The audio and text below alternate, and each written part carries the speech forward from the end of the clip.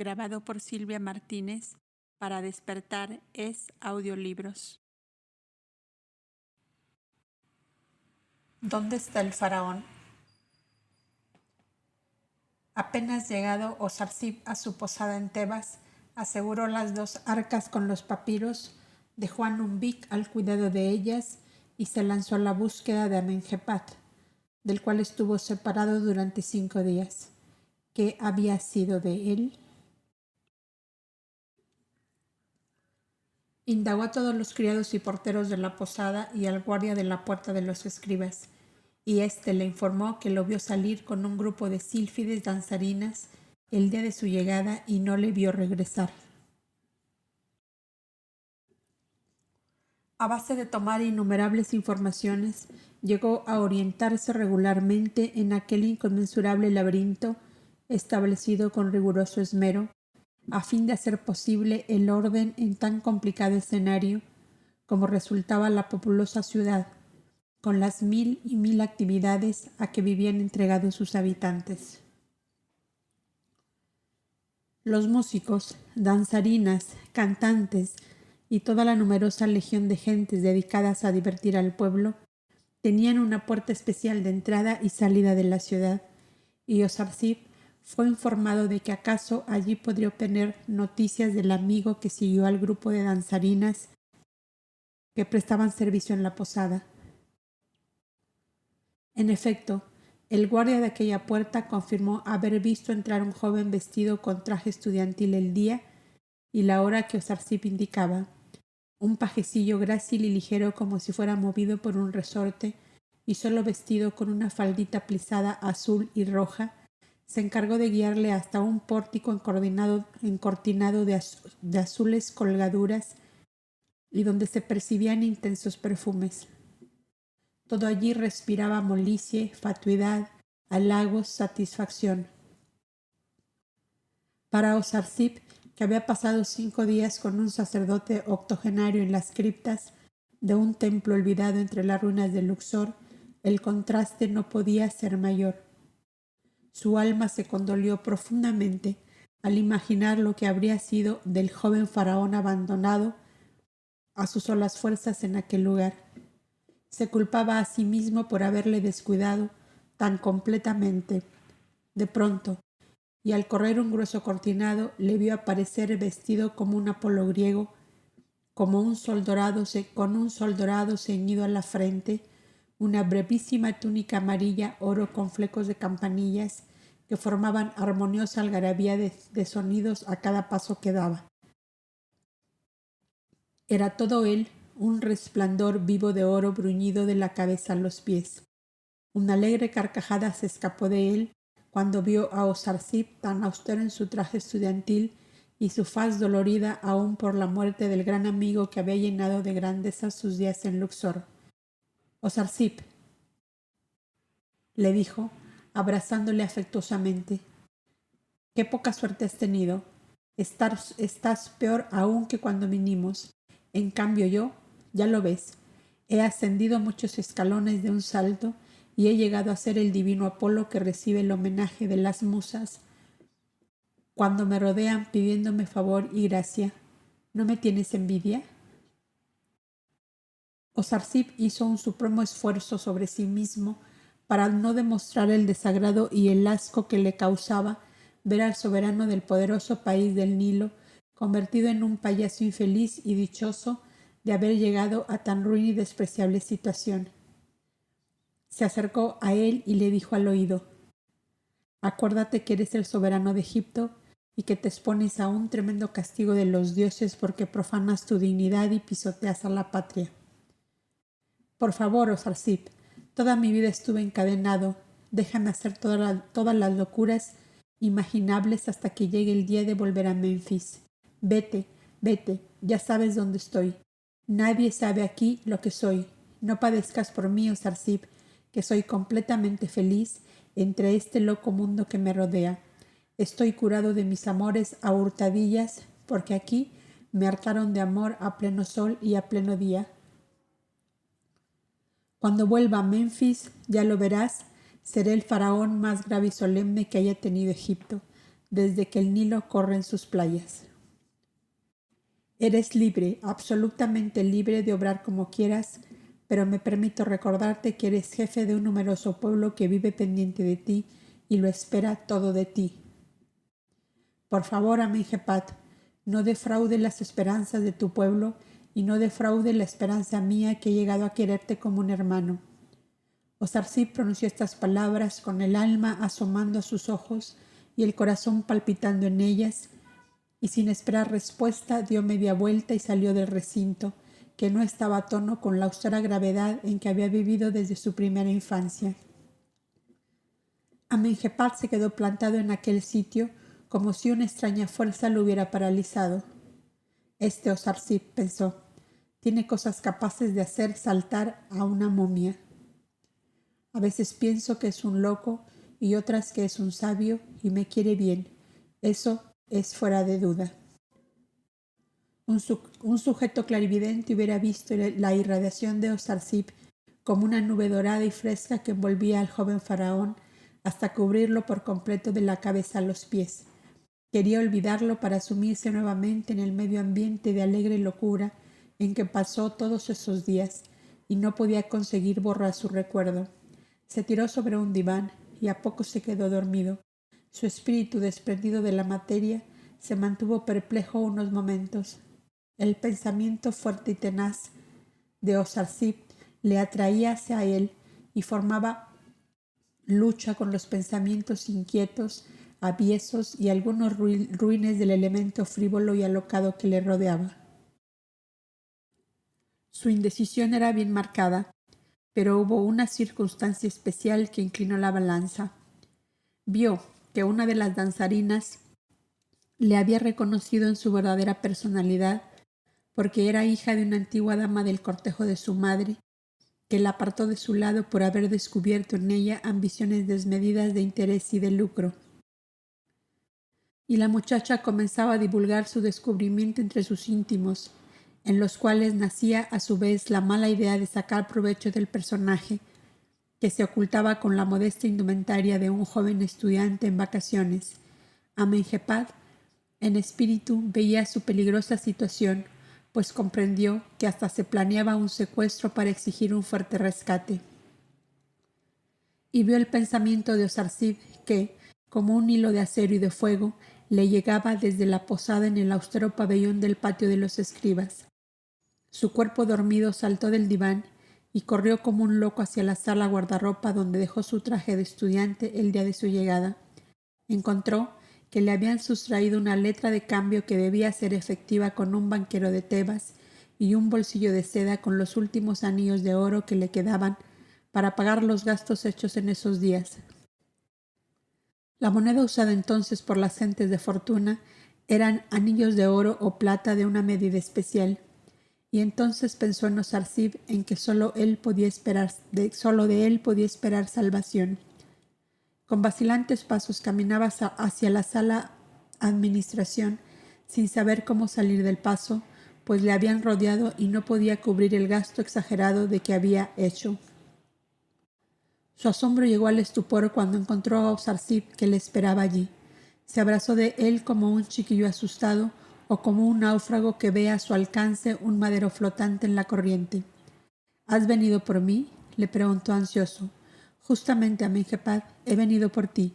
Me vino de pronto el pensamiento de que si tú eres el faraón, yo soy tu superintendente virrey, y que es mi deber sacarte del antro de placer y locuras en que te has sumido, creyendo quizá que esas pintadas mariposas buscan tan solo tu sonrisa y tus miradas.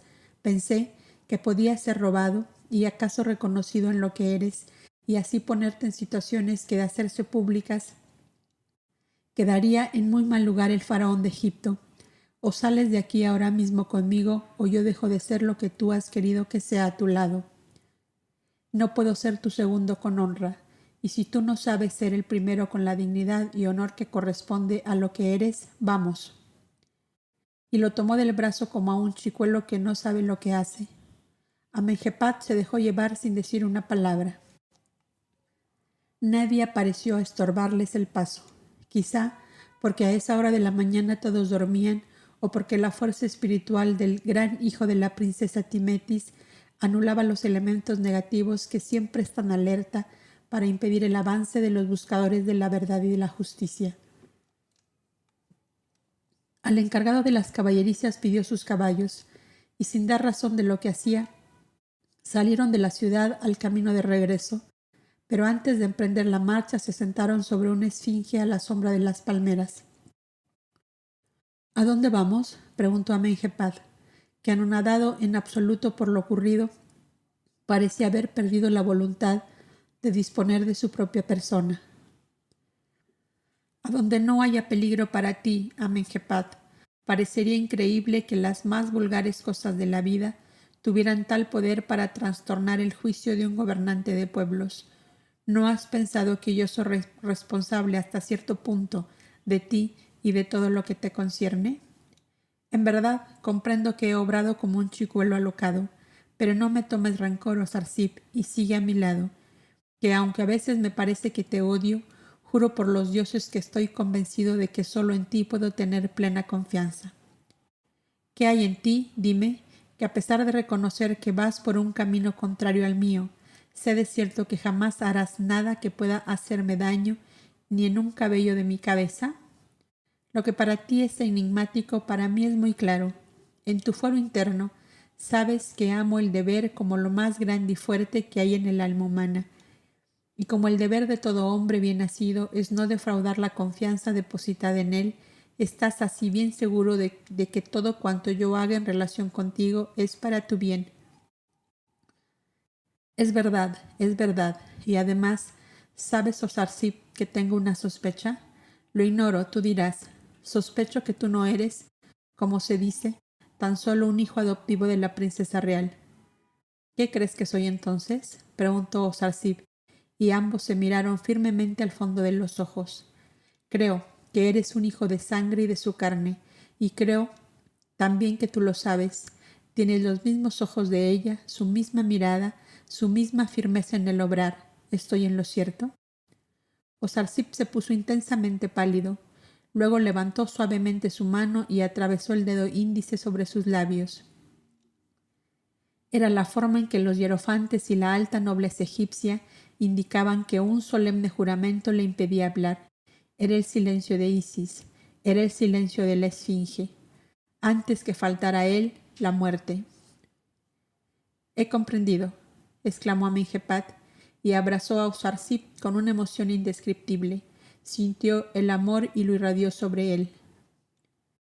Y cuando se hubo calmado, continuó razonando y traduciendo en palabras todo cuanto le sugería su imaginación, exaltada por el descubrimiento que creía haber hecho respecto a su flamante superintendente virrey. Según la teoría de nuestros hierofantes, los dioses se encarnan en los hijos de los faraones y los reyes. Tu madre, la princesa real, es hija de un dios encarnado, mi padre Ramsés I, y de Pubia Gisa, hija primogénita del gran Fahd de Mauritania, otro dios encarnado. Tu madre, la princesa real, no quiso tomar esposo, renunció al trono y al mundo y pidió el permiso de consagrarse al estudio de las ciencias sagradas y al retiro de los templos, donde los dioses se ponen en íntima comunicación con sus escogidos de la tierra. Según eso, ¿no podemos pensar que Amon-Ra la ha desposado, o acaso Osiris, Horus, que se engendró en ella un hijo Dios y ese hijo eres tú? Advertimos al lector que todos los argumentos del faraón son, según el concepto y principios que los maestros egipcios dejaban circular entre el vulgo incapaz de asimilar la verdad que es otra. Osarsip continuó sumido en su impenetrable silencio y miraba a Amenhotep con esa mirada perdida en un lejano horizonte invisible a toda vista, pero que debía existir quién sabe en qué mundos y en qué planos. El joven faraón seguía su monólogo que indudablemente satisfacía sus profundos interrogantes respecto de Osarsip y de su madre, la princesa real. Por eso eres como eres, pues no vas a negar que eres un hombre del todo diferente de los demás. Tienes 17 años igual que yo y permaneces como una piedra ante los halagos y seducciones propias de la vida a nuestra edad. Y más aún, te vas a buscar tus diversiones, tus satisfacciones, en los templos, en las criptas oscuras y silenciosas donde se me ocurre que circulan fantasmas de hierofantes adustos y el aliento amedrentador de los dioses que castigan las malas acciones de los hombres. Qué atractivo, dime, encuentras en esos viejos papiros desgastados por los siglos y en romperte la cabeza en comparar los signos de antes con los de hoy para hacer traducciones de las leyendas más viejas que el Nilo y más inútiles que las pirámides mudas y carcomidas que se levantan en todo nuestro desierto? ¿No es mejor y más propio de nuestra edad divertirnos en el canto, la música, las danzas, la vida, en fin, y no la muerte que parece introducirse hasta en la médula de tus huesos? Como el silencio de Osarsip continuase, Amenhotep le puso la mano en el hombro y con la suave voz de un niño que ruega le dijo: «Por favor, Osarsip, háblame y sé confidente conmigo como yo lo soy contigo. Es verdad y reconozco que una gran distancia me separa de ti, pero tú, que estás arriba, puedes inclinarte hacia abajo, en tanto que yo no puedo subir hasta ti. ¿No has comprendido esto?» Esta humilde y suave actitud hizo vibrar la cuerda sensible en la austeridad de Osarsip, y volviendo su rostro hacia su interlocutor le dijo: «Estoy satisfecho de que hayas comprendido que soy por naturaleza algo semejante a un bloque de piedra. Las piedras, ya lo ves, lo mismo están quietas y mudas en sus canteras, como en los muros de una tumba, como en los templos, como en los palacios. Esta roca en forma de esfinge en que estamos sentados cumple su misión aguantándonos. Yo creo que soy como ella y aguanto lo mismo tus impertinencias de joven inexperto que las alocadas revueltas del pueblo y las necias especulaciones políticas o financieras del consejo ministerial que me has dado. Pobre Osarsip, por este camino veo que vas derecho a ser la víctima de todas las aberraciones humanas. Estás empeñado en cambiar la faz de este mundo en que vivimos, pero si Amon-Ra, que con su fuego divino abraza a todo el mundo y no puede hacerlo diferente de lo que es, ¿lo podrás tú, aun siendo un dios encarnado, hijo de una esposa de dioses? No subas tan alto, querido faraón, que eso de Dios encarnado es un problema que no estamos llamados a resolver por el momento. Yo quisiera, en cambio, tratar estos asuntos por otros caminos más accesibles a la comprensión humana. ¿No te cansarás de escucharme? Por los dioses, Osarsip, ¿cómo he de cansarme si estoy deseando que me hables? Bien, óyeme. Según la divina sabiduría enseñada en estricto secreto en los templos, a los aspirantes al sacerdocio y también a los faraones cuando pasan los 20 años, la psiquis, o alma humana, surge como una chispa de un divino fuego invisible y eterno que tiene en sí mismo todos los poderes, fuerzas y energías creadoras de mundos, estrellas y soles. Se engrandece, progresa, cambia 1000 veces de formas de vida, ya incrustada en una piedra que se hace diamante, en un musgo que se adhiere a las ruinas, a las tumbas, a los caminos, en una semilla que se hace flor o fruto, en un germen que se torna en pajarillo que vuela por los aires o en pez que corre y brilla entre las aguas de los ríos y del mar, hasta que después de un largo peregrinaje de edades y de siglos se alberga en un seno materno y nace un ser humano como tú y como yo. Ese hombre o mujer nace 1, 2, 100 y 1000 veces hasta conseguir una perfección que le hace semejante al poderoso y eterno fuego invisible del que surgió como una chispa. No se transforma un carbón de piedra en diamante que brilla como estrella en los largos siglos de revolverse en el seno de las montañas, aguantando el embate de las olas bravías y el ardor de los fuegos volcánicos. Todo es transformación y cambio incesante en el universo Amenhotep, y lo que hoy es piedra, en el futuro es árbol, flor, pájaro, gacela o león, hasta llegar al reino humano, con inteligencia y razón, con voluntad y memoria, con capacidad de comprender el bien y el mal, y sobre todo con la capacidad de amar en ese amor que hace al hombre semejante a Dios. Osarsip, eso quiso imponer y enseñar a Necatón, el faraón llamado Santo Hacedor de Santos, y fue hundido bajo la tierra como un murciélago bajo una piedra, y toda su descendencia exterminada como una plaga de langostas dañinas que matan toda vida en la faz de la tierra. Cuán peligroso es este camino, Sarsip, y puede traerte la ruina más completa que aplasta a un hombre.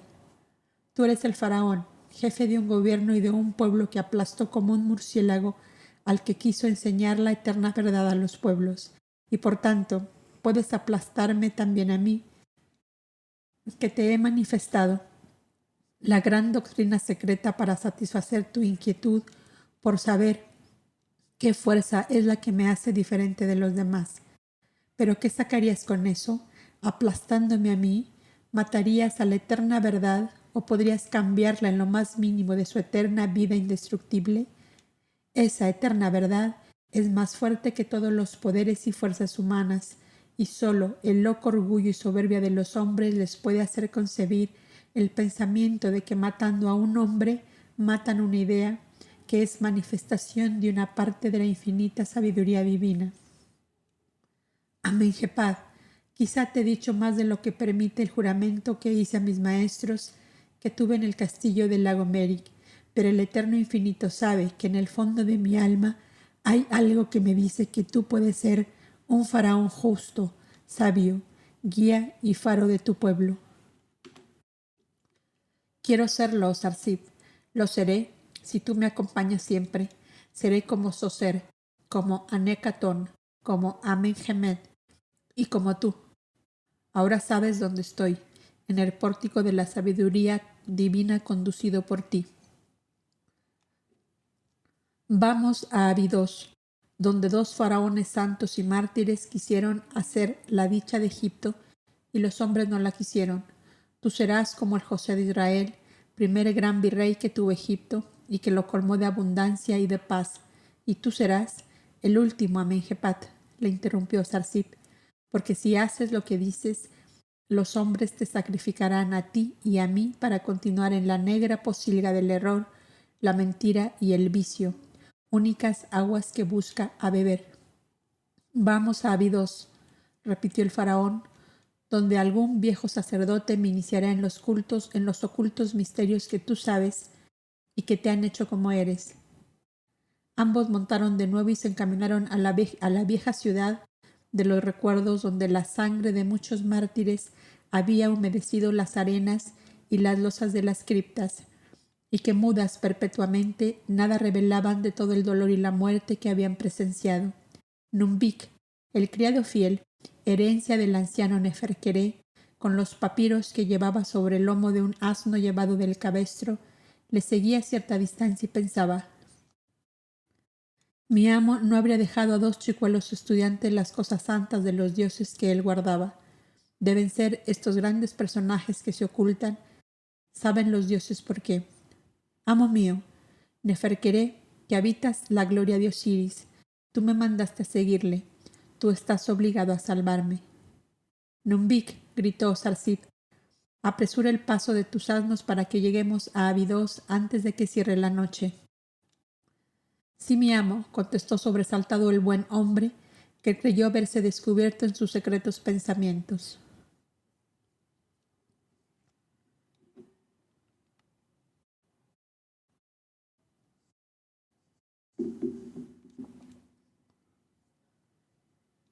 Abidos, la ciudad santa.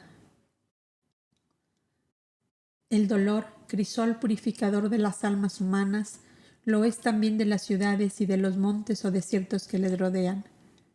Cuando un alma fue sometida a durísimas pruebas, que casi siempre son consecuencia de errores cometidos conscientes o inconscientemente, se ve forzada a pensar, a razonar, y quizá el dolor la obliga a levantar la mirada al infinito espacio azul, tras de cuya inmensidad cree percibir ese algo grande, fuerte e invencible en que todos pensamos cuando el dolor nos estruja el corazón con sus garras ardientes.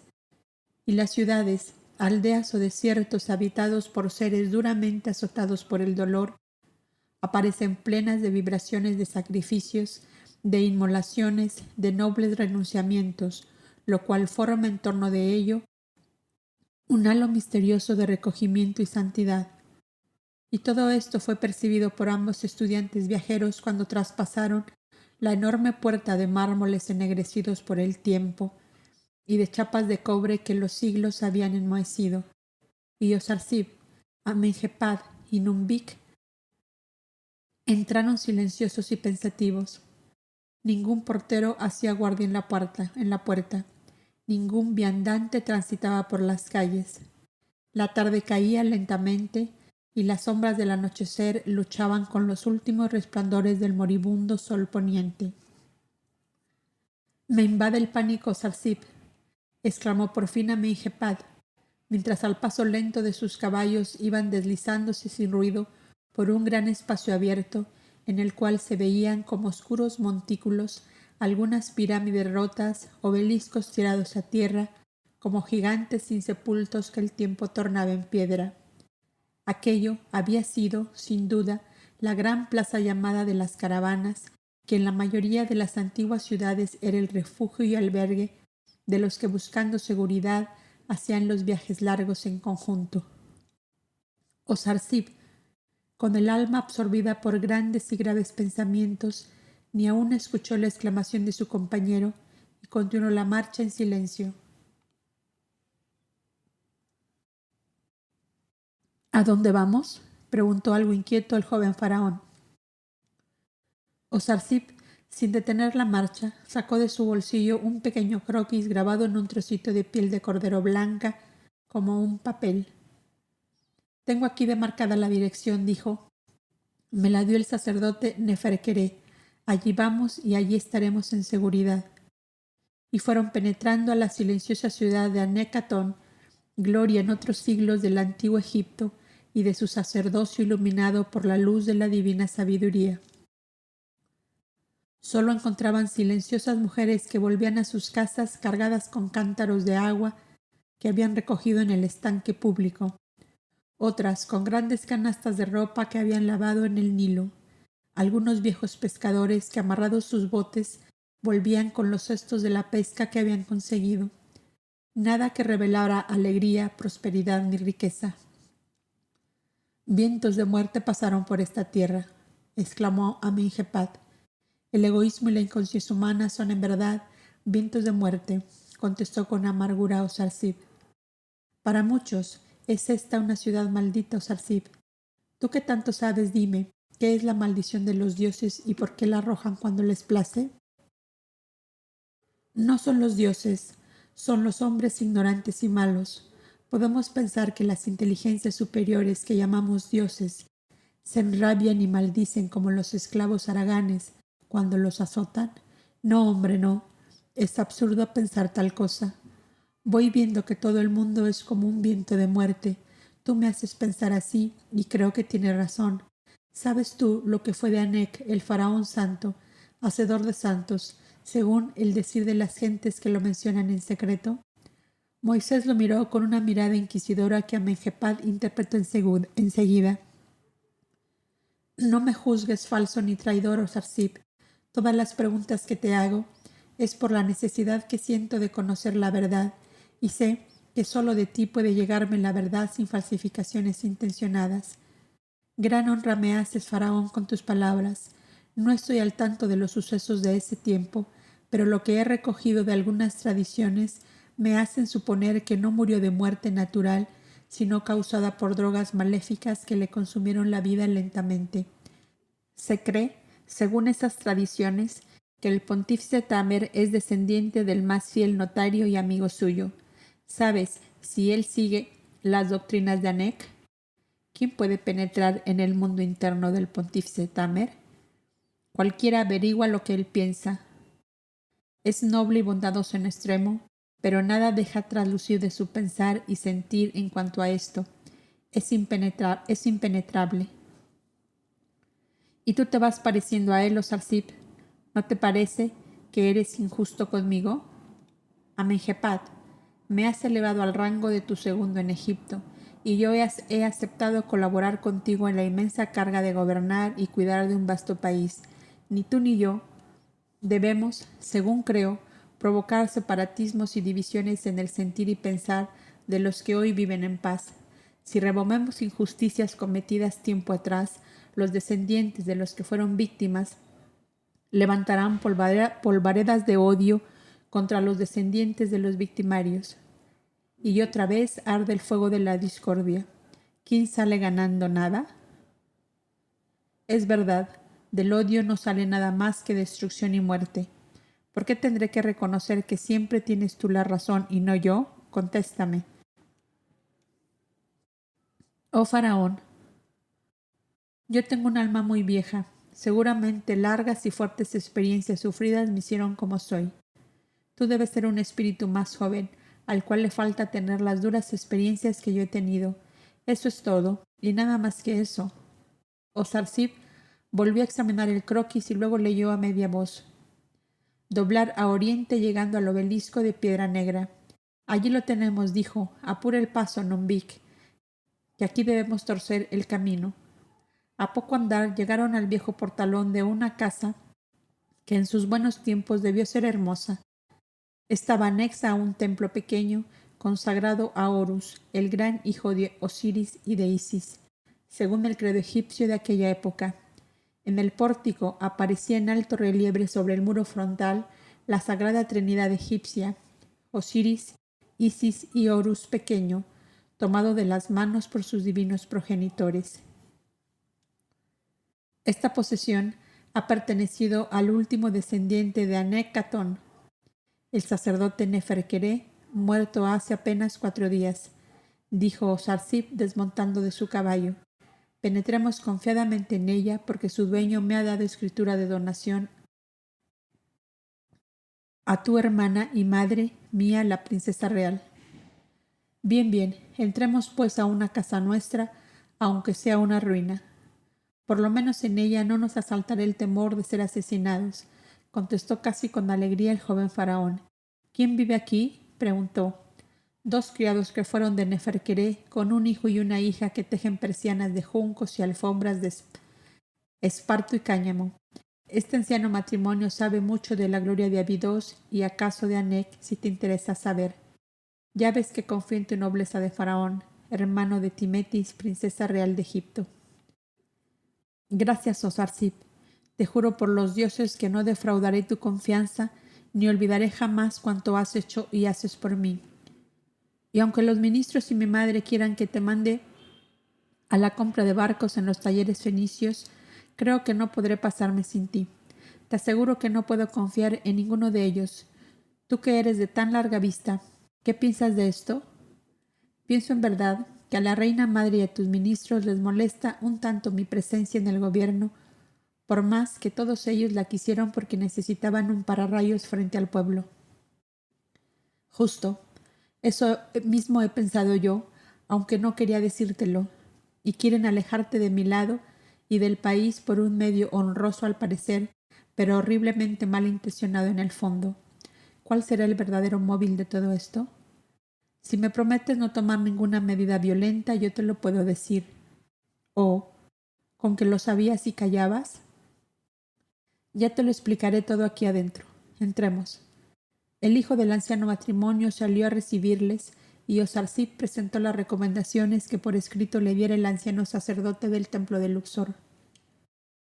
Un coro de gemidos y llantos de la familia puso al descubierto la íntima unión con el anciano y el dolor de haberle perdido. Osarsip les consoló como pudo y les pidió hospitalidad por esa noche.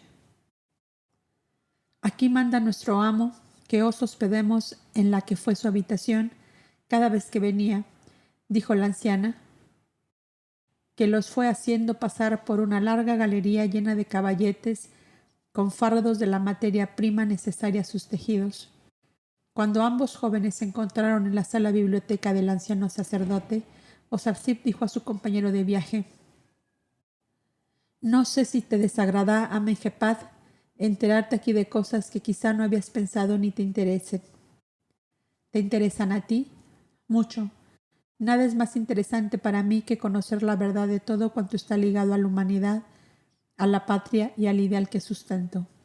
Entonces cuenta con que también será de gran interés para mí».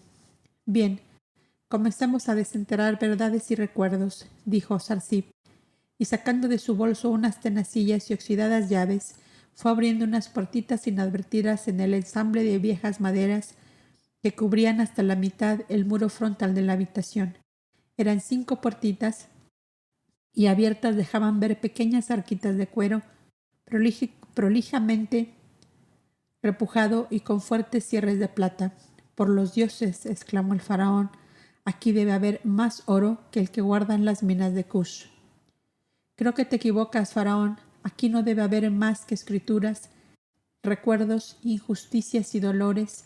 En suma, la verdad que a veces es bien amarga».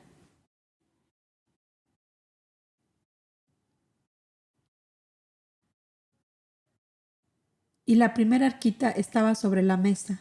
En la tapa aparecía grabada en jeroglíficos esta inscripción. Osarsip lo leyó mentalmente sin pronunciar palabra y lo comprendió así: Memorias del hombre que encontró a Dios único.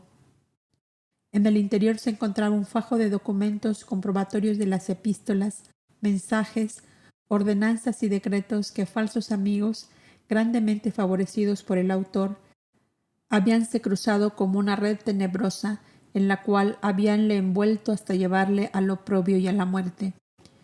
«Esto es la vida del hombre justo que solo busca obrar el bien sobre la tierra», murmuró, sin haber leído los documentos y solo al ver la inscripción de la faja que los envolvía. «Documentos comprobatorios de las intrigas calumniosas tejidas para perderme». Otra arquita ostentaba en la tapa un grabado muy singular: 7 aves marinas en vuelo pintadas con tinte azul, y debajo de ellas decía: «Los ánades». Eran los relatos que los marinos tripulantes del barco de Juno habían dejado escritos y dirigidos a los caudillos y príncipes aliados del mago de las tormentas, explicándoles los hechos ocurridos para llevar a la muerte al gran marino salvador de niños. En el fondo de la arquilla se veían unas plaquetas de oro con un nombre grabados en ellas. Para Osarsip, que conocía como Amenhotep las viejas escrituras del templo de On, trasladadas por su madre al templo del lago Merik, y que últimamente había conocido las escrituras del patriarca Aldis, conservados en tubos de cobre en el olvidado archivo del antiguo templo de Luxor, resultaba fácilmente comprensible los hallazgos que iba haciendo en las arquillas del templo de Abidos. Pero Amenhotep se fastidiaba de los hallazgos tan insípidos y pobres según él. Se animó un tanto cuando en el fondo de la arquilla vio brillar las gruesas plaquetas de oro puro. «Por fin», dijo, «algo aparece aquí que nos compensa del tiempo perdido». Y se entregó de lleno a examinar las placas y sentir el peso de ellas en su mano. La tercera arquita fue sacada de la hornacina que la ocultaba, y en su tapa solo aparecían grabados 10 cirios de color del cobre y cuyas llamitas ostentaban un color rojo vivo, y debajo de ellos el dibujo de un libro cerrado con un corderito echado sobre él. «¡Oh, el divino cordero de Numú!», exclamó gozoso Osarsip, y las 10 llamas vivas que dejó tras de sí. Dentro había una buena cantidad de láminas de marfil unidas con una cadenilla de oro en la que estaban engarzados diminutos rubíes. En ellas aparecía escrita la ley de la Gran Alianza de las Naciones Unidas y la ley de la Fraternidad Cobda. En el fondo de la arquilla brillaba algo semejante a una diadema de lotos de nácar con hojas formadas por una filigrana de esmeraldas. «¡Oh!», exclamó el joven faraón, «esto comienza a ponerse interesante». Y se colocó la diadema graciosamente mientras Osarsip examinaba con gran cuidado las hojas de marfil que componían el maravilloso libro guardador de las geniales ideas de Boindra para hacer feliz y buena a la humanidad terrestre. «Oh, Boindra, Boindra, cuántos Boindra debería haber hoy sobre la tierra para enseñar a los hombres el divino secreto de ser buenos y felices». «No sueñes, Osarsip, no sueñes. Para los hombres no hay nada mejor que el látigo y la espada. ¿No lo estás viendo acaso? Tú y yo somos jóvenes y estamos en plenas vacaciones que dentro de poquísimos días van a terminar. No evoquemos tragedias de otros tiempos y aprovechemos lo poco de bueno que nos brinda la casualidad. ¿Te parece bien que tome yo esta diadema como botín de guerra?» Osarsip No pudo menos que sonreírse de la infantil salida de Amenhotep. ¿Y tú eres el faraón de Egipto, el país que hasta hoy ha merecido la fama de ser el maestro educador del mundo? De rodillas, debíamos abrir estas arcas y examinar lo que ellas guardan, y tú lo tomas así como un pueril juego de chiquillos. Faraón, por favor, no te irrites contra mí, oh Sarsip, y sé tolerante con mis últimas jugarretas de joven. Piensa que acaso dentro de 3 días estaré de nuevo convertido en un hombre de piedra, mudo como la esfinge. Ante esta advertencia la severidad de Osarsip se suavizaba. La cuarta y quinta arquillas pesaban mucho, y algo mayores que las 3 anteriores. Costó grande esfuerzo el sacarlas de las hornacinas que las escondían. La sorpresa de ambos jóvenes fue notoria cuando consiguieron levantar la pesada tapa. Encerraba una gruesa diadema de oro con un enorme rubí en el centro, de una estrella de 5 puntas labrada en nácar. La envolvía una ancha cinta de lino con esta inscripción en lengua atlante, que era casi igual al antiguo lenguaje jeroglífico de los templos de On, de Memphis, de Karnak y de Luxor. Esta diadema la usó en su coronación el último rey tolteca, Anfión de Orozuma, y la usó también Anek-Atón, que la confió antes de morir al secreto de la cripta de este templo, que guardaría su momia y sus memorias. Entre un estuche de onis reforzado de plata bruñida estaba una pluma de cisne, de las que usaban los reyes para firmar, y adherida a ella este grabado sobre una cinta de marfil: me usó Anfión rey y Anek faraón, y jamás miré una sentencia de muerte. La pluma hablaba a través de los siglos, y Osarsip, que la tenía en sus manos, emocionado profundamente, se inclinó sobre ella y la besó con reverencia íntima. Cuando levantó la cabeza, Amenhotep le dijo: «Lloras, Osarsip, y es la primera vez que veo lágrimas en tus ojos. No comprendo cómo es que tan hondamente te impresionan estas arcaicas cosas de un pasado que el mundo apenas recuerda. El mundo solo vive el presente porque lo ignora todo, Amenhotep, todo, pero el que ahonda un poco en los viejos anales de esta humanidad de la que tú y yo formamos parte, revive el pasado y vislumbra el porvenir. Lo de ayer revive hoy y volverá a vivir en el futuro, y lo que hoy duerme bajo el mar o en el fondo de las criptas de templos sepultados en la arena, saldrá a la luz del sol, y otros continentes y otras metrópolis bajarán al fondo del océano, para que laven sus aguas la sangre de tantos mártires derramada por la furia salvaje de los malvados y los ignorantes. Este ambiente empieza a oler a tragedia, Sarsip. No te pongas así, por favor. Abre la última arquilla y salgamos por fin de aquí, que me estoy temiendo una momificación en vida». Esta encerraba las plaquetas de oro que llevaban sobre el pecho los reyes toltecas, a los que imitaron los faraones cuyo advenimiento comenzó a la desaparición de los Cobdas y su gran santuario de Negadá. Eran 77 plaquetas en las que estaban grabados los nombres de 77 reyes toltecas, el último de los cuales era Anfión de Orozuma. En un pequeño libreto de piel de cordero curtida en blanco apareció un escrito de 20 hojas, hechos en signos que a primera vista no podían ser leídos. Solo al final aparecía claro esta firma: un ánade en vuelo, y seguidamente Askersa. «Esto es sencillamente endiablado», dijo el joven faraón, «y lo único que mis ojos ven es que todo aquí es oro de buena ley.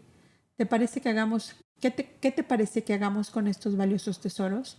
Dejarlos donde están, que en ninguna parte están más seguros», comentó Sarsip. «Todo es tuyo, puesto que estás en tus dominios, pero como por hoy no los necesitas, creo razonable dejarlos aquí, de donde los puedes tomar cuando creas que te son necesarios. Si algo vale para ti mi pensar y mi sentir, te ruego, Amenhotep, que nada de esto sea empleado para subvenir gastos de guerras. Sería ofender la memoria de los santos hombres que los trajeron a Egipto para librarlos de la profanación de invasores que establecieron su trono entre las hogueras y la sangre de las víctimas sacrificadas a sus dioses, las hordas del bárbaro Aztecalán. Te lo juro por mi padre muerto y por tu madre viva que entre tú y yo quedará para siempre este secreto. Soy un jovenzuelo inexperto y quizá locado, pero no soy tan miserable y vil que traspase la voluntad de los inmortales que viven en el reino de Osiris. Te lo agradezco en nombre de ellos, Faraón, y que ellos te sean propicios. Encerraron las arquillas donde las habían encontrado y solo guardó Sarsib en su bolso de viajero los grabados para estudiarlos tranquilamente cuando estuviera en el castillo del lago Merik junto a su madre y sus 3 maestros, para quienes el hallazgo debía significar mucho más que un tesoro material. Te he acompañado con gusto en tus correrías por el pasado, dijo el faraón, y creo que es llegado el momento de que hablemos del presente, según me lo prometiste al llegar. El presente. Es costoso sacrificio saltar de las altas cumbres a donde subieron los hombres del pasado a la cenagosa llanura en que nos debatimos en el presente, pero te lo prometí, es verdad y estoy a tus órdenes. Mi pregunta era esta: ¿qué motivo piensas tú que impulsa a mi madre y a los ministros para pretender alejarte del país a tan larga distancia y por tanto tiempo? Osarsib pensó unos momentos y luego contestó: Tú sabes que una hermana de tu madre está casada con el heredero del soberano de Creta y que el rey de Licia tiene como yerno a un hermano de tu madre. Sí, es verdad.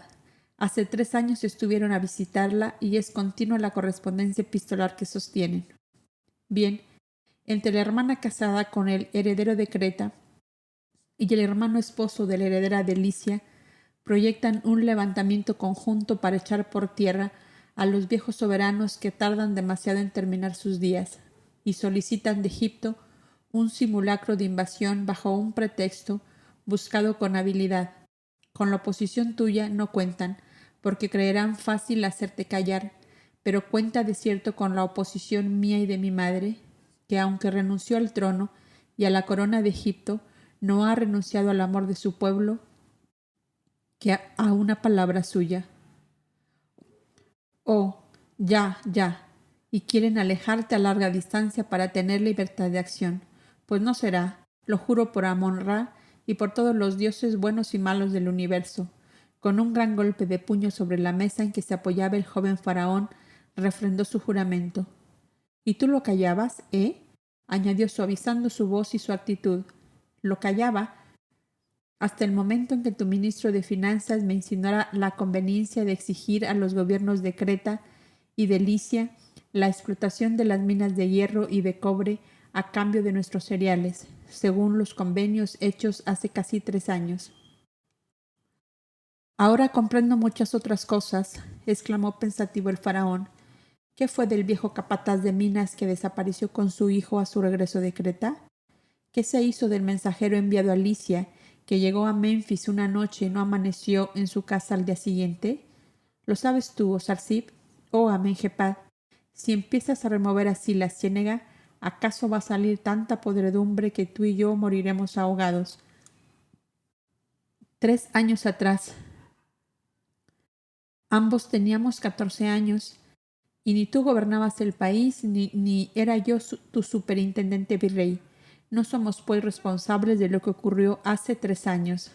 Es verdad, pero tú dices que el pasado da luz sobre el presente y alumbra el porvenir, y este cercano pasado de solo 3 años puede darnos luz para hoy y para mañana. Recuerdo haber oído una conversación del capataz Dugana con el escriba mayor sobre las minas de Creta y de Licia, en la cual el viejo minero decía que aquellas minas habían sido muy explotadas y que la plata y el cobre que aún quedaba no llegaban ni a la mitad de nuestros cereales comprometidos. No supe nada más, pero por lo que me has dicho, veo que el convenio se hizo. Luego había otro fin oculto detrás del convenio ese. ¿Cuál podía ser ese fin, sino favorecer las pretensiones alevosas de los hermanos de mi madre para provocar una gran revuelta que obligue a abdicar a los viejos reyes? Maldición sobre la sangre que lleva mi madre en sus venas y que es también la que yo tengo en las mías, gritó Amenhepad, dominado por una furia terrible que no alteró la impasible calma de Osarsib. ¿No te decía yo que no removieras la ciénaga porque la podredumbre subiría a la superficie? Vamos, tranquilízate y que este conocimiento adquirido nos sirva a ti y a mí para obrar con justicia cuando llegue el momento. Prométeme por la luz de Osiris y por el amor de Isis, por la vida de tu madre, que no te alejarás de mi lado por ningún pretexto y que apoyarás lo que pienso hacer. No me alejaré de Egipto y te apoyaré en todo cuanto piensas hacer, si en todo ello hay justicia y rectitud. Te lo juro por la luz de Osiris y el amor de Isis. Anularé esos convenios de injusticia y de crimen. Un enviado mío irá con plenos poderes ante los reyes de Creta y de Licia, y toda esa infamia quedará borrada. Tendrás que asegurarte muy bien de la lealtad de ese enviado, que deberá ser invulnerable ante todas las compensaciones que se le ofrezcan. ¿Puedes contar con un sujeto de ese temple? Amenhotep guardó un silencio casi pavoroso, de vacilación y de duda. No tengo a ninguno. Es horror y vergüenza decir que el faraón de Egipto no cuenta con un servidor invulnerable a la miserable compra con oro. Osarsip, ¿no es desesperante esta situación? Es aleccionadora, faraón, no desesperante. ¿Me permites darte una idea? Habla, hombre, habla antes de que me vuelva loco. Oye, pues, el notario mayor del templo, Membra, es un sabio, es un diplomático y es un justo en toda la extensión de la palabra. Él desempeñará a la perfección la misión delicada que quieres confiar, pero creo que no debe ir solo. Le vendrá muy bien el médico real, Atón-Mosis, y una pequeña escolta de 4 o 5 hombres de armas que obedezcan a nuestro fiel Numbik, que ahora gobierna nuestros asnillos de carga. Vaya un jefe de escolta, dijo entre serio y risa el faraón. No mires el presente, Amenhotep, sino el pasado. Numbik ha salvado la vida al anciano guardián de estos tesoros en 3 ocasiones. El mismo sacerdote Neferkere me lo ha dicho en su lecho de muerte hace no más de 4 días, y lo hizo para recomendármelo como un raro ejemplar de lealtad al amo, de los poquísimos que hoy pueden encontrarse. No te ofrezco hombres de la casa de mi madre para no comprometerla como colaboradora en estos arreglos, pero te aseguro que mi criado los encontrará, y acaso también el médico real, que los he rodeado de elementos honrados a toda prueba.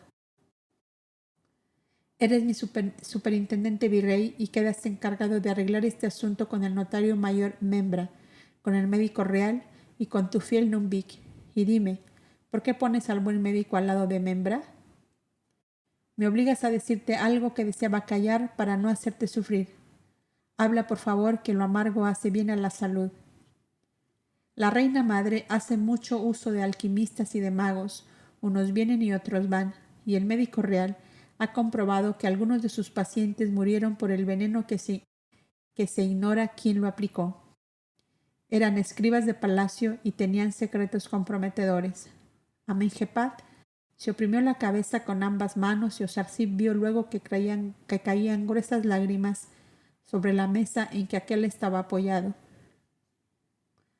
La presencia de Atón-Mosis al lado del notario Membra, continuó diciendo Osarsip, será una medida de prevención, dado que el médico real está especializado en el conocimiento de todas las drogas maléficas y de todos sus efectos, y nos ahorraríamos un posible disgusto. Está bien, Osarsip, está bien. Quedas pues encargado de todo este asunto. Así que lleguemos a Menfis, hablaré con el consejo y acaso los dé por cesantes a todos ellos. Pero quedará siempre ella como un fantasma de horror, porque es mi madre y no puedo mandarla cesar de ser mi madre. Solo la muerte. El que a hierro mata, a hierro muere, dice la ley de los árabes y de los hebreos. Y en este caso, por favor, faraón, no pierdas el juicio ni te embarques en un esquite de piratas. Con altura y prudencia, con dignidad de hombres bien nacidos, podemos salvar todos los escollos. Al día siguiente, Amenhotep, Osarsip y el criado Numbik se despedían de los ancianos guardianes de la casa del sacerdote Neferkere, que la dejó como donación a la princesa real con fines de beneficencia, y se alejaban de Abidos, la ciudad de los recuerdos y de las glorias del Egipto pretérico de Soser, el justo, y de Anecatón, el santo hacedor de santos.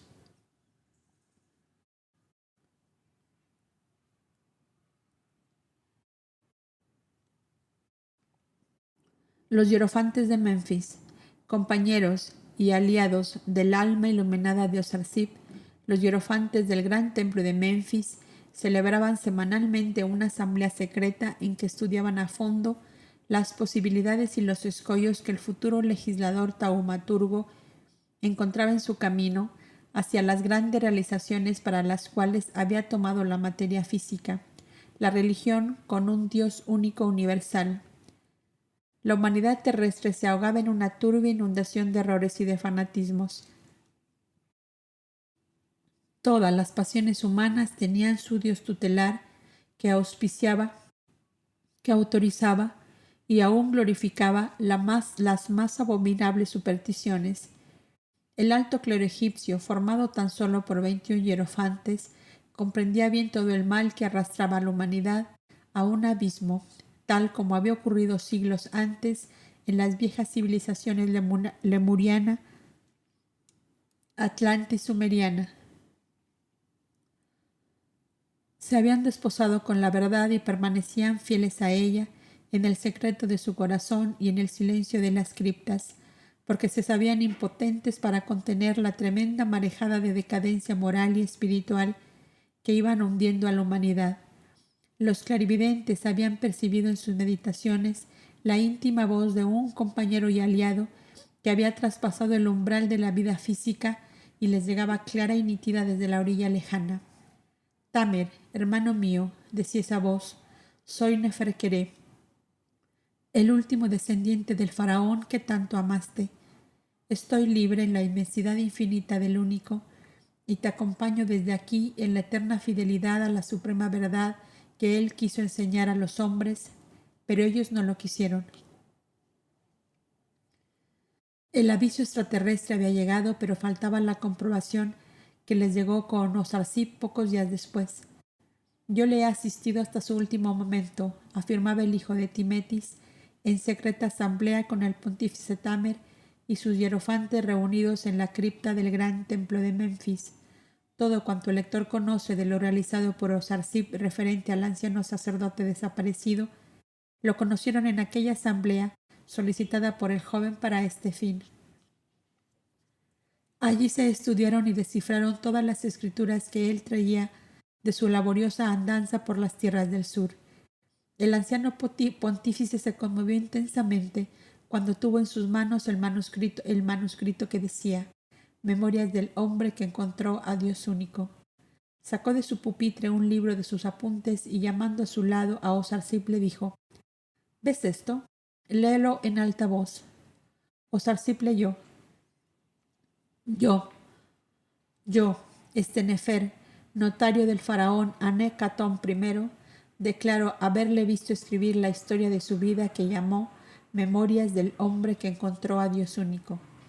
Y declaro, asimismo, haber escuchado de su boca que dejaría sus tesoros, recuerdos del pasado, en sitios secretos de su casa nueva, anexa al templo de la Sagrada Trinidad, Osiris, Isis, Horus, los cuales quedaban al cuidado del guardador de su último descendiente, la niña Merit Atón, salvada milagrosamente de sus enemigos que envenenaron toda su familia. Esta criatura, añadió el pontífice, fue la madre de Neferkere, que acaba de morir, y el anciano que hoy guarda el templo y la casa es el hijo de aquel guardador fiel de la niña y de los tesoros de su señor. Osarsip, aún quedan en medio de esta infeliz humanidad almas grandes en la fe, en la esperanza y en el amor de Anekatón, continuador valeroso del ideal sublime traído a estas tierras de Egipto por los discípulos de Anfión, de Antulio y de Abel. Bendito seas tú, iluminado hijo de Timetis, la elegida del Dios único, para traer de nuevo a la vida física a Anfión, a Antulio y Abel. Un silencio reverente siguió a estas palabras del emocionado anciano, que dominándose pudo aún añadir: el supremo poder me ha concedido ver la luz de este día, en que por intermedio tuyo me llega el conocimiento y las pruebas de la verdad encerrada en esta declaración de este Nefer, el notario fiel del faraón Anekatón I, que encendió la luz para preparar tus caminos. Adelante, Osarsip, que la verdad divina como una estrella resplandeciente resplandece en tu horizonte. Membra, el notario mayor del templo, tomó la carpeta con todas las escrituras traídas por Osarsib y se comenzó la tarea de descifrarlas, haciendo todas las comparaciones con los datos conservados por la tradición. La ley de los Cobdas y la ley de la Gran Alianza de Naciones Unidas les eran casi familiares, podemos decir, pues cada uno de los hierofantes tenía copia de ellas, tomadas de las escrituras del patriarca Aldis. Se dedicaron a descifrar y estudiar las memorias del hombre que encontró a Dios único y que comenzaba así.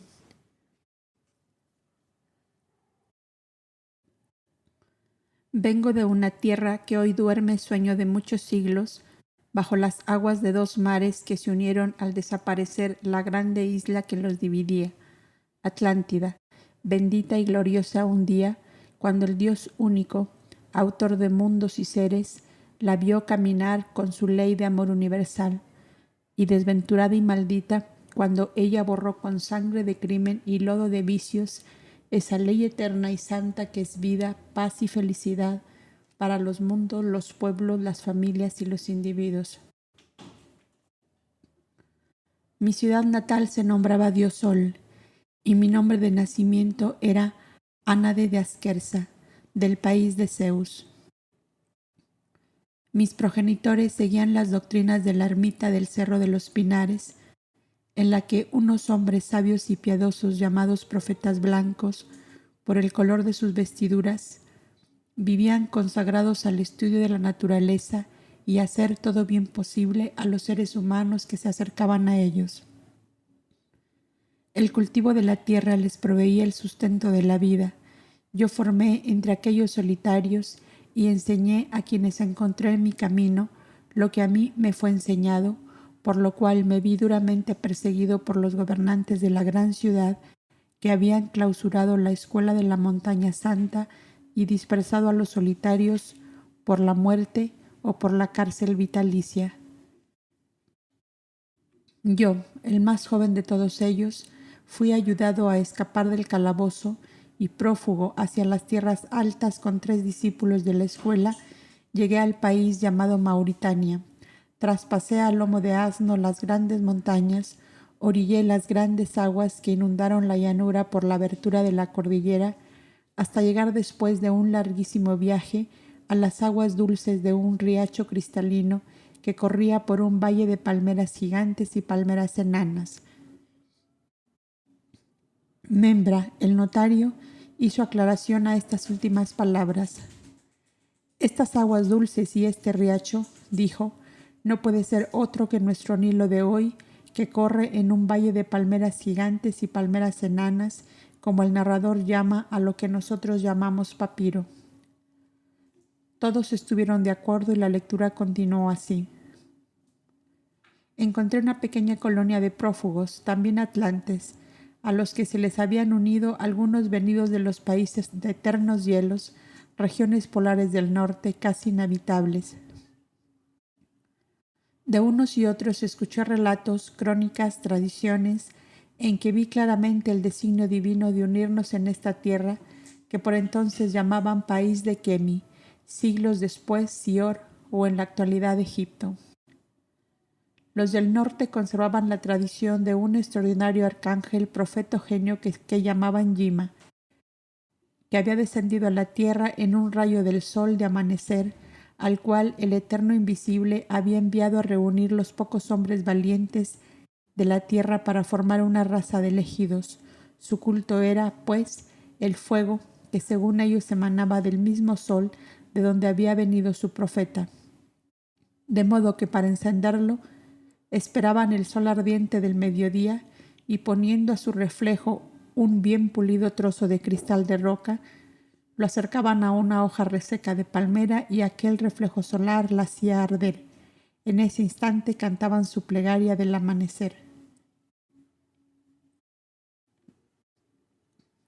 Oh Agni, sagrada llama purificadora que duermes en la hoja marchita y en el leño seco, y subes en lenguas brillantes sobre el ara santa. Tú eres el espíritu del sacrificio, el vuelo ansioso de la plegaria, la chispa celestial encendida en todos los seres y en todas las cosas vivas y muertas de este mundo. Enciéndete en el corazón de todos los hombres que habitan la tierra y haz a todos buenos, nobles y valientes, porque en ti está el alma glorificada del sol. El espíritu luz que dirige la evolución de este mundo tomó materia carnal en Atlántida cuando hacía ciclo y medio, o sea, 37.500 años, que existía humanidad consciente en el planeta.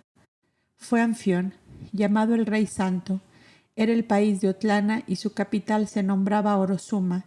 En esta gloriosa y martirizada vida suya le acompañé en su obra civilizadora y educadora de pueblos, con la fundación de una escuela en que la ciencia de Dios y de las almas, unida a las ciencias y artes humanas, formaría sociedades, pueblos y familias de una evolución perfecta.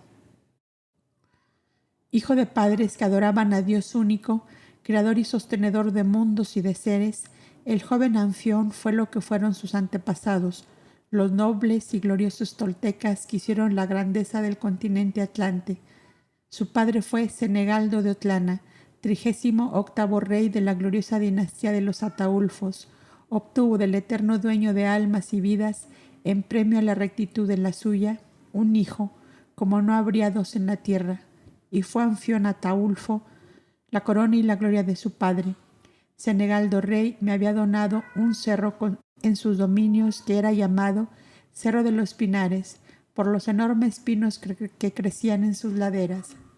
El mismo que siglos atrás habitaban los ermitaños. Yo era un joven sin familia porque piratas de la otra orilla del Mar del Sur asesinaron a mis padres y desbarataron mi casa y mis haberes. La ley del Dios único me llevó a los dominios de un justo y senegaldo rey que oyó mi confidencia, tuvo confianza en mi honestidad y me dijo: «Paréceme que eres tú, el que el eterno Señor de los mundos me ha prometido en el sueño para que yo haga de mis pueblos muchedumbres honorables y buenas que traigan a la vida legiones de ángeles suyos que hagan de este mundo un paraíso de dicha, de abundancia y de paz. Sobre el Cerro de los Pinares construiremos un templo, escuela y refugio, donde tú, con aquellos que sientan el mismo impulso educador que tú, se consagren a educar a la juventud de estos países en la fe, esperanza y amor de un Dios, Padre, autor y causa de toda la vida, el que provee a todas nuestras necesidades sin exigir de nosotros nada más que la voluntad de colaborar con Él, según nuestras fuerzas, para crear humanidades responsables y conscientes del deber de cada uno para aspirar al derecho de todos a participar del bienestar general. La escuela templo fue construida por Senegaldo Ataulfo de Otlana y fui yo, por su voluntad, el primer regente de ella con el título de patriarca de la Montaña Santa, según se llamó desde entonces el Cerro de los Pinares. Senegaldo rey llevaba 14 años de matrimonio y no tenía hijos, que mucho los deseaba para tener continuadores de su fe y de su obra. La dinastía de los Ataulfos se extinguiría conmigo, decía con honda pena.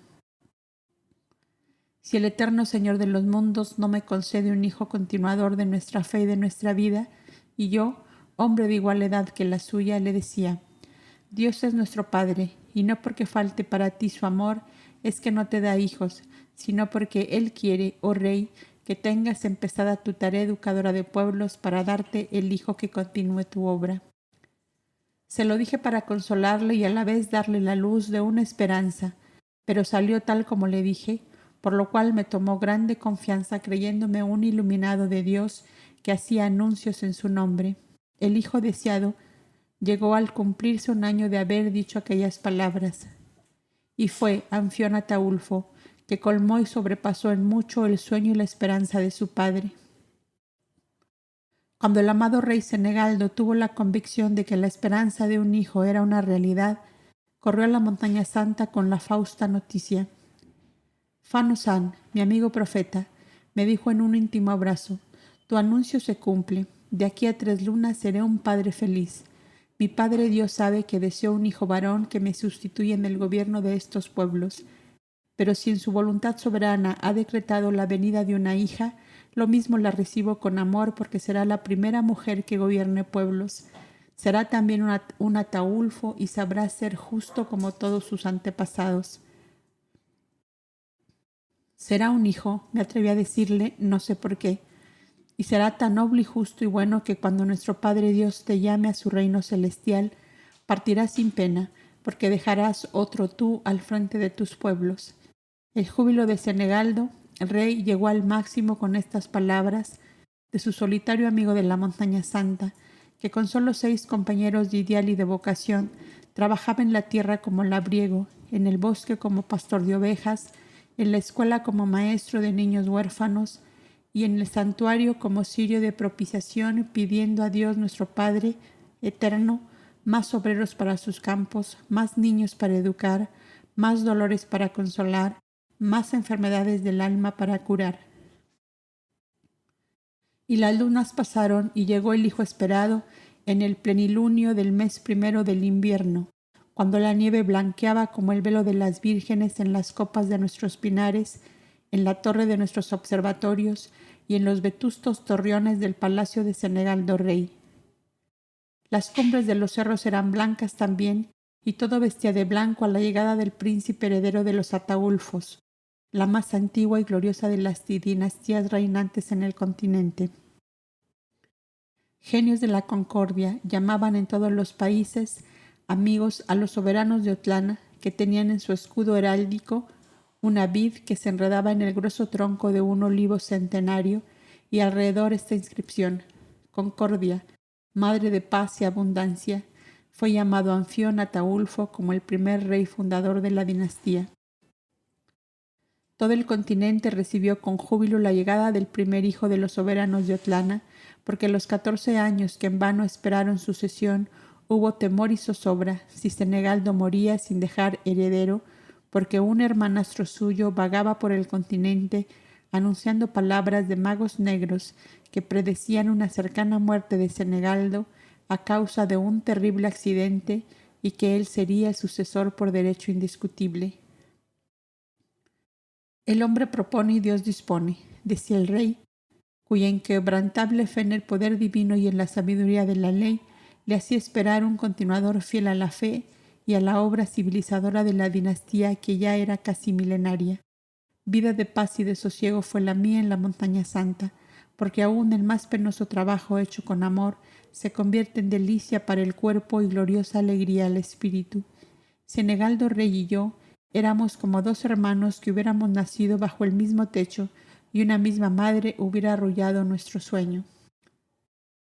Muchas madres habían ofrecido con voto solemne sus hijos al servicio de Dios si concedía un sucesor a los reyes de Otlana, porque grande era el temor de los pueblos si Aztecalán era exaltado y fundaba una dinastía propia, diferente en la fe y costumbres que magos del lejano oriente le habían inyectado hasta la médula de los huesos. Y debido al feliz nacimiento de Anfión Ataulfo de Otlana, nuestra montaña santa se llenó a desbordar de nobles y apuestos jovenzuelos que pedían servir a Dios, Padre amoroso de los hombres, en cumplimiento al voto de sus madres. Mis solitarios y yo le recibíamos con amor, y antes de darle nuestro blanco sayal les hacíamos comprender que no eran atados con cadena, sino libres de estar con nosotros en íntima convivencia, porque el voto de servir a Dios podían también cumplirlo en el santuario del hogar y la familia, si hacían con su fe y sus obras un templo sagrado de su propia casa. Noble y bueno fue de niño, de joven y de hombre, cuando su padre pasó al reino de nuestro Dios y Señor. Anfión fue un fiel continuador suyo, y unido a su hora a la gran compañera elegida, la princesa Odina, heredera de los reyes de Yaus, cumplió inmensamente el alcance civilizador de las obras de su padre. 3 eran los países donde llegó más directamente su influencia: Teos, Candia, país de su madre; Yaus, país de su esposa; y Otlana, país de su nacimiento. Nuestra escuela construyó nuevas aulas para la abundante juventud que acudió a ellas de esos 3 países y otros del continente. Mas, en este mundo, Ninguna dicha es de larga duración y tristeza de muerte es a mi alma decir que solo un cuarto de siglo duró la venturosa paz del Rey Santo. La ambición prendió como un incendio fatal en el corazón de su hermano y vino la división que corroe y destruye. Millares de vidas humanas se hubieran sacrificado si Anfión Rey no lo hubiera evitado con su heroico renunciamiento. Evitó la pérdida de vidas, pero no la división y el odio de los rebeldes hacia los fieles, y el odio es como la gangrena que corre y corre envenenándolo todo, corrompiéndolo todo, destruyendo todo. En medio de la ruda tormenta, mi Dios Padre me llamó a su reino y perdí de vista las playas terrestres por un largo tiempo. Seguramente, la bondad divina quiso ahorrarme el ver destruida gran parte de la obra de Senegaldo, de Anfión y mía, y fui llevado a estudiar posibilidades en un futuro cercano y en otro paraje de la tierra donde debía trabajar por largo tiempo. Vidas humildes, sin sucesos importantes, con dolores y alegrías, con luchas y victorias en lo profundo de mi mundo interno o en medio de los seres que me rodeaban, se deslizaron unas en pos de otras y de ellas no conservan mi yo íntimo recuerdos vivos como para hacer relato de ello. Solo sé que las tierras occidentales de Atlántida habían desaparecido ya bajo las aguas, según referían las tradiciones y viejos relatos conservados en los archivos de los templos. Además, quien me impulsa a escribir quiere que solo mencione mis vidas relacionadas a las épocas en que el Espíritu Luz descendió a la tierra. Son sus vidas y no las mías, las que pueden traer luz, vida y amor a los que me lean. Pasan los siglos como las llamas de un vasto incendio borrándolo todo, dejando solo mudos y ruinosos vestigios de lo que existió, de lo que fue, de lo que tuvo belleza y vida en lejanos días ya perdidos, en esa noche misteriosa y oscura que llamamos el pasado. Y la populosa Manetel de hoy ha oscurecido la gloria de Dios Sol, ya en decadencia, como una anciana decrépita, semi-olvidada y oculta entre olivares y encinas, que van muriendo de viejas, y murallones resquebrajados y pirámides rotas y templos ruinosos y desiertos, donde chillan los murciélagos y se cobijan los buitres de la noche. Mas yo, por mi propia voluntad, he venido a esta vida en esta antigua ciudad de Dios Sol, donde sé que viví otras vidas y donde encontré progenitores capaces de orientarme hacia el camino de la verdad y de la luz. Y en la parte más derruida de la vieja ciudad existe un torreón ennegrecido por el tiempo, donde la hiedra y el musgo va cubriendo piedras, losas, columnatas y enrejadas ojivas. Cuando penetro cauteloso por entre sus escombros, algo muy hondo revive en mi yo íntimo y en mi mente torno a verme yo mismo en lo que fui en este trágico lugar, un presidiario por causa de mis ideales, y me llamaban 8:6. Oh, las vidas se suceden como las noches y los días en un eterno rodaje, hasta que la divina psiquis ve crecer sus alas y emblanquecer sus vestiduras. En la resplandeciente Manetel estaba la residencia de los soberanos que gobernaban aquel país. Era el 14º rey de la dinastía Tapalquén, que era una rama de la raza tolteca, que estaba extendida en todos los países del continente. La magnífica ciudad lo absorbía todo, y hasta el recuerdo de mi amada Dios Sol, convertida entonces en una pobre aldea de labriegos y pastores de cabras que les daban apenas para sustentar sus vidas. Un fiero terremoto acabó con ella, y como empezaron rumores de nuevas convulsiones y maremotos, me uní a unos emigrantes que proyectaban dirigirse a ultramar, a tierras altas de cordilleras formidables, donde abundaban las minas y escaseaban los brazos que las explotaban. Ya no vivían mis padres y nada me ataba ya a los humeantes escombros de lo que fue Dios Sol. Mas me decidió a que emigrara los misteriosos sueños que empezaron a poblar mis noches de leyendas o historietas que me referían seres desconocidos, que en el sueño me demostraban grande amistad y simpatía.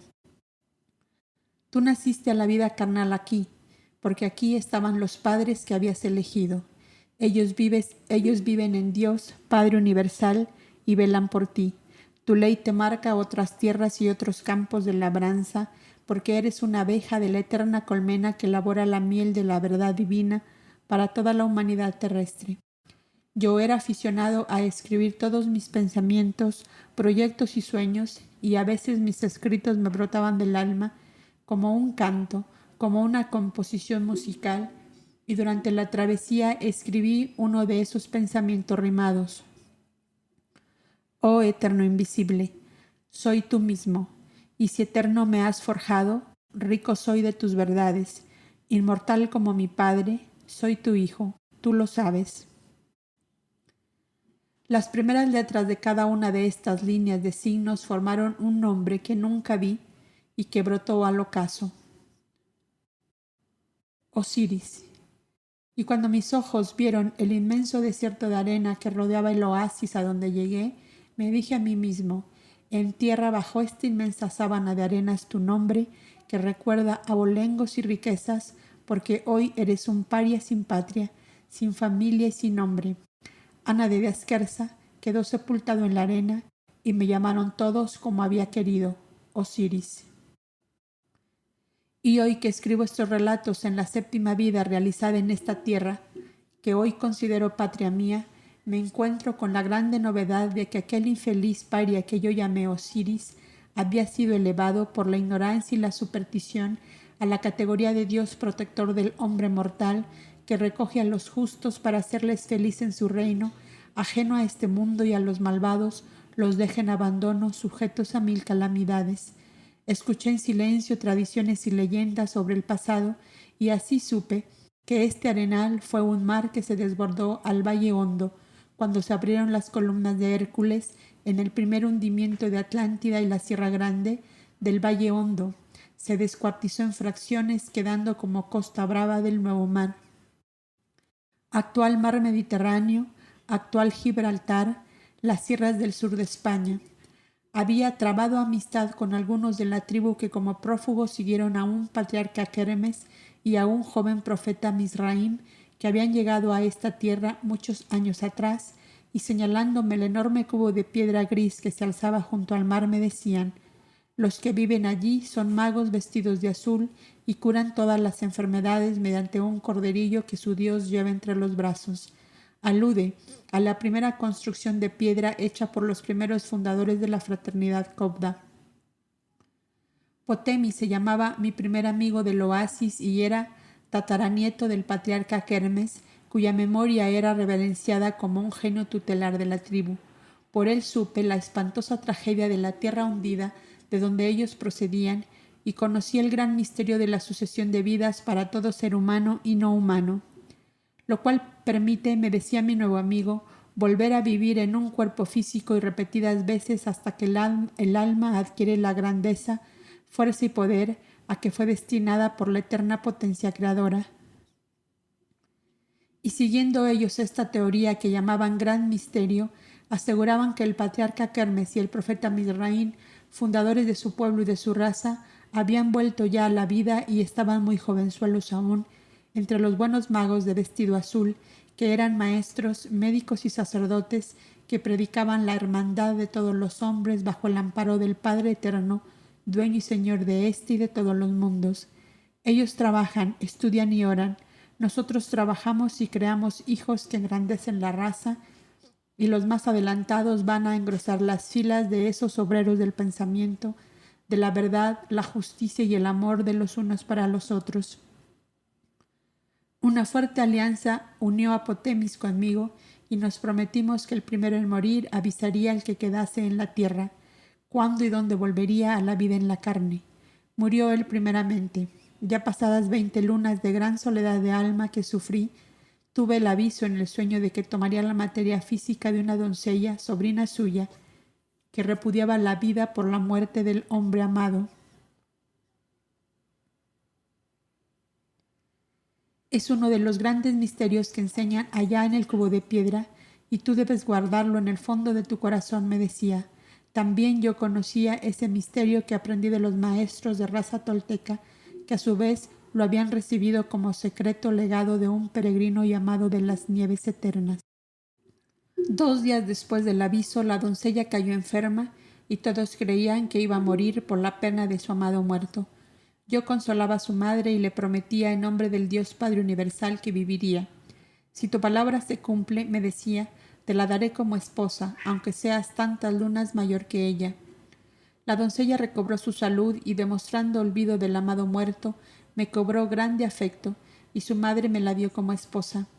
Yo la acepté sabiendo el gran secreto, y a las 10 lunas me hicieron patriarca de la tribu, que era ya muy numerosa. Fue entonces que hice amistad con los solitarios de la casa de piedra, porque debía seguir la costumbre establecida de años atrás. El patriarca recién elegido debía ir a ofrecer sus servicios a aquellos hombres que desinteresadamente eran médicos, maestros y protectores de todo aquel que los necesitaba. Tú, que eres el gran amigo de nuestro hermano Potemis, que nos dio 3 hijos que están aquí con nosotros, nos darás también otros tantos, porque necesitamos muchos obreros, servidores de Dios, Padre nuestro y de toda la humanidad, hija suya. Y como patriarca de este pueblo, es tu deber realizar uniones como la realizada por ti, para que vengan los ángeles del cielo a poblar este país, destinado por su soberana voluntad a ser heraldo de la verdad, del bien y del amor, que hará felices a los hombres. Nos vinieron dos hijos varones y 3 mujeres, y apenas llegaban a las 10 primaveras, entraban a la escuela de los solitarios, donde aprendían todo el saber de ellos y toda la belleza que puede caber en un ser humano. 2 de mis hijas, Merik y Enek, fueron las que los maestros eligieron como regentes de una escuela templo para mujeres. Fueron las fundadoras y las llamaron matriarcas. La hija tercera fue esposa de un bisnieto del profeta Mizraim, que llevaba el mismo nombre que su abuelo, y los ancianos decían que era tan semejante con él como una gota de agua con otra. Siéndome conocido el gran misterio de las vidas sucesivas, he pensado, ¿no será acaso el mismo que volvió valientemente a vivir en la pesadumbre y el dolor de la carne mortal? Oh, dolor de agonía que es la vida en la carne. Hoy mismo que escribo estas líneas que podrán dar tenue luz en las tinieblas a los que tengan menos claridad que yo, tengo el dolor del convencimiento de que estoy envenenado por un familiar mío, ansioso de ocupar este lugar de torturas. Vuelvo a pensar en lo que actualmente soy, Anek Atón, faraón de Egipto, por derecho de herencia de mi padre, Amenhotep III, que Dios eterno, único soberano de los mundos, tiene en su reino. De aquí a 13 lunas moriré, según el concepto de mi médico. El veneno que me han suministrado me permitirá vivir ese tiempo. Ni temo la muerte, ni deseo continuación de mi vida carnal.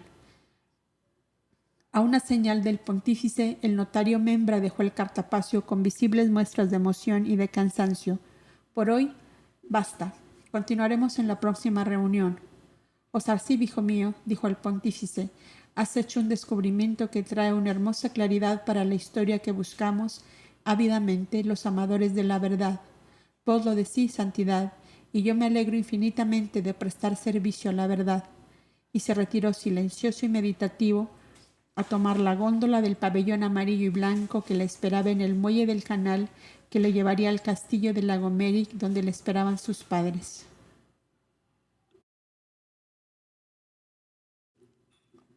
La encrucijada.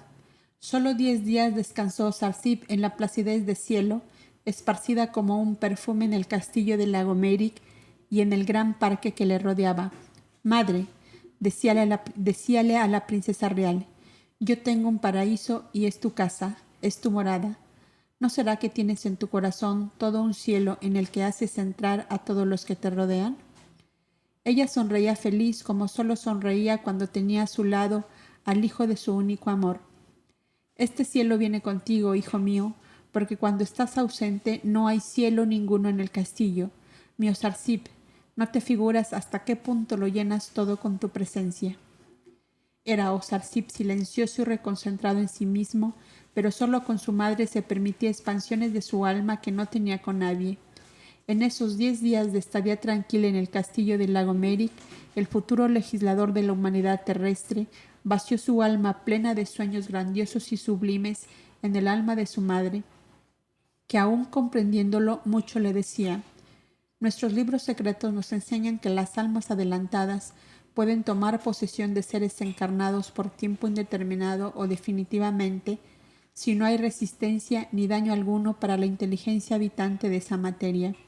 A la luz de esta ley, me ha venido el pensamiento de que el Bohindra de la fraternidad Cobda debe tomar posesión de ti en esos momentos en que sueñas hacer de este mundo un inmenso jardín de paz y de amor.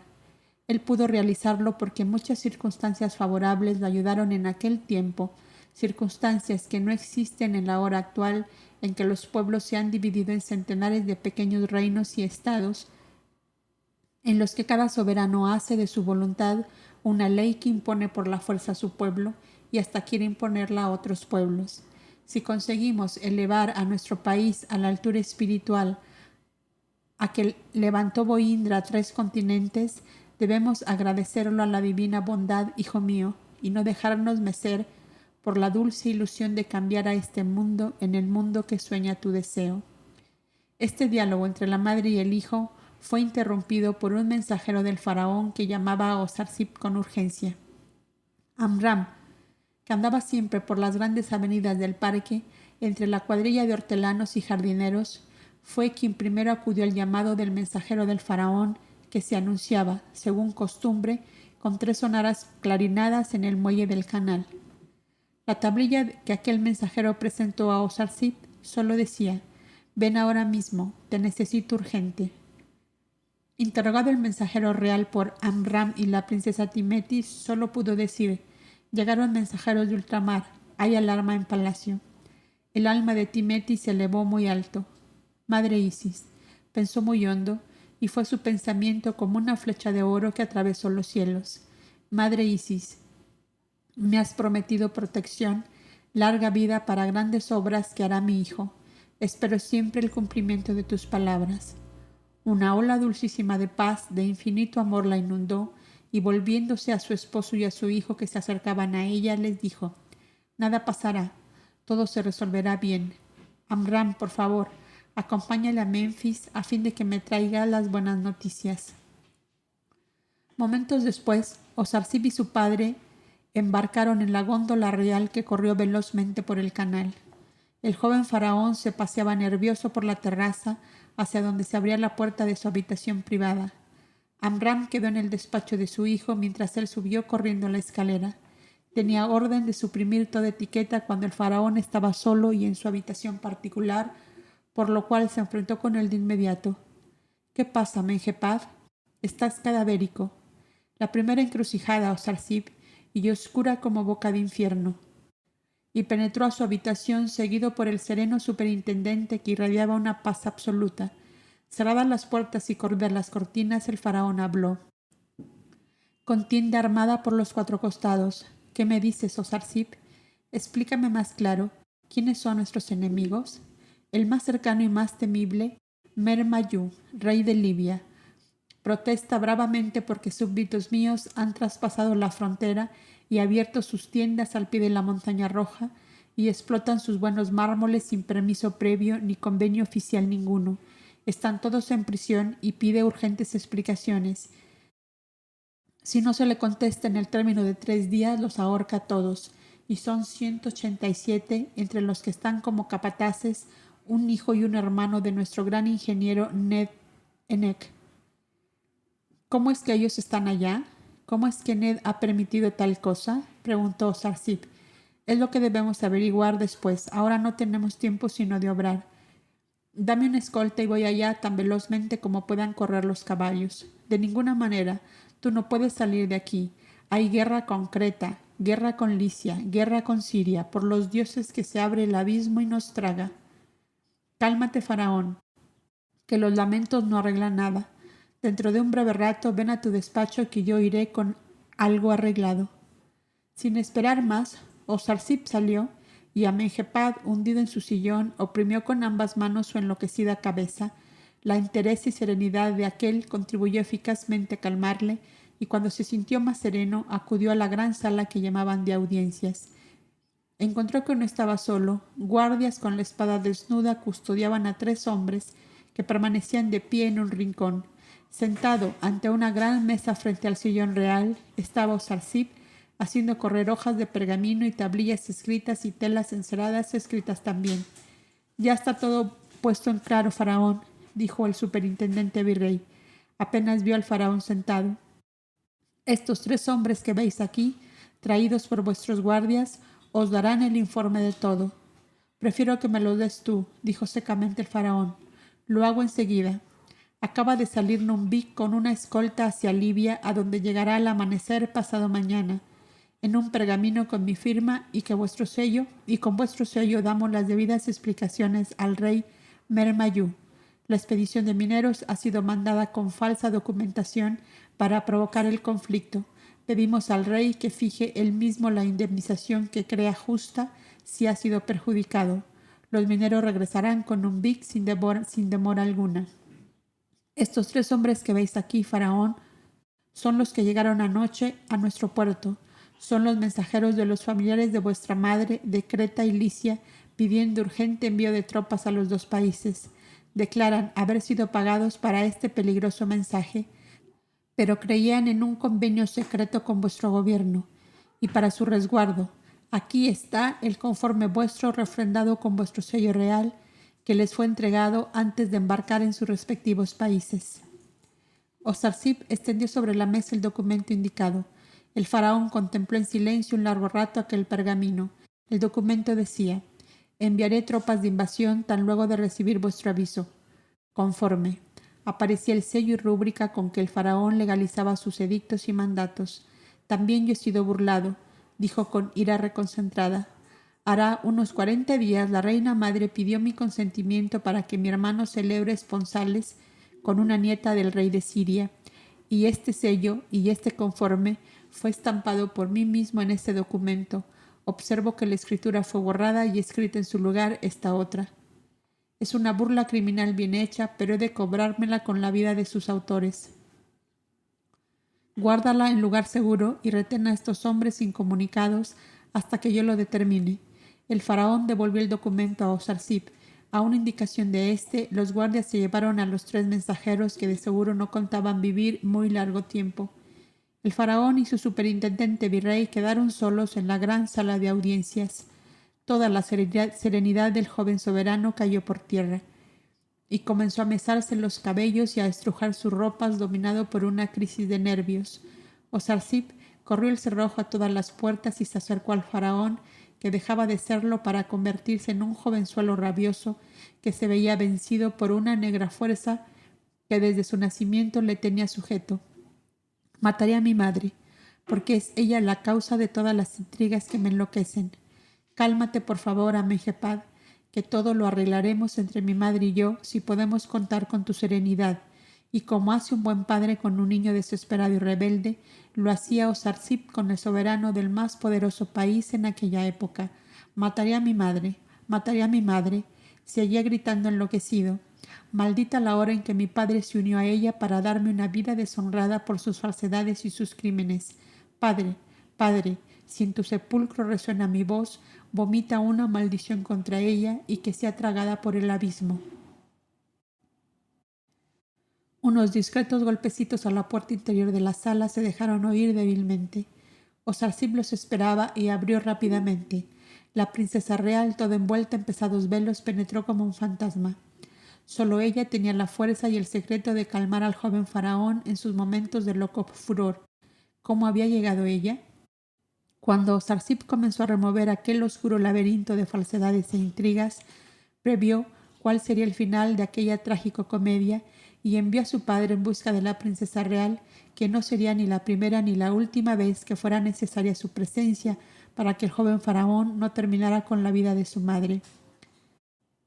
«Amenhé, Amenhé, mi niño querido», susurraba Timetis al oído del joven, mientras le ordenaba el cabello y las ropas como una tierna madre a un niño enfermo y dolorido.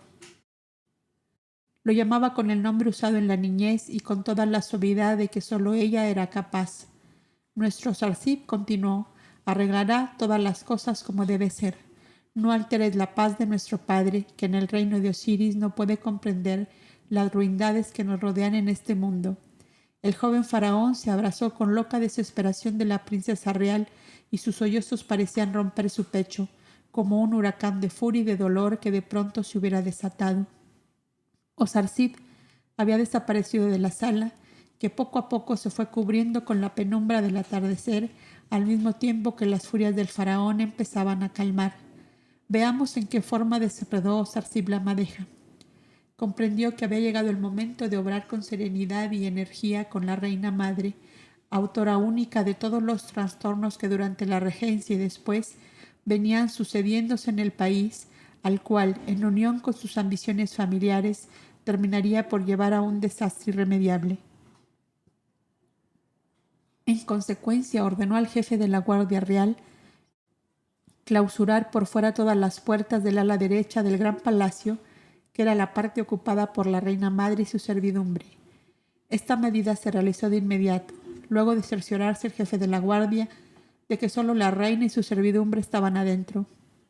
La princesa real, que conocía todos los detalles de la gran casa, había puesto en conocimiento de su hijo los corredores secretos y pasillos entre muros que existían, y esto desde el momento en que fue proclamado superintendente virrey.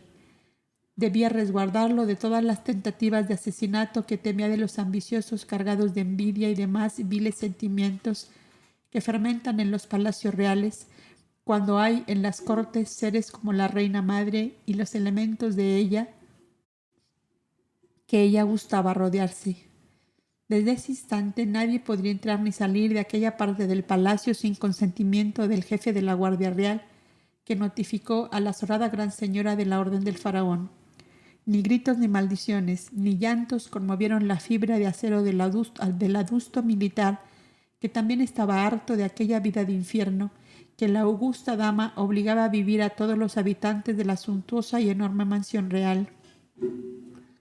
Con el plano del vastísimo edificio en la mano, el jefe de la guardia, con un nutrido grupo de cerrajeros, fue aplicando gruesos barrotes de hierro a puertas, ventanales y corredores secretos y no secretos, y por fin colocando en su llavero de oro la llave de la única puerta que quedaba sin clausurar y ante la cual dejó 4 guardianes de toda su confianza, con la consigna de no dejar pasar ni a las golondrinas que buscaban el refugio de las cornisas.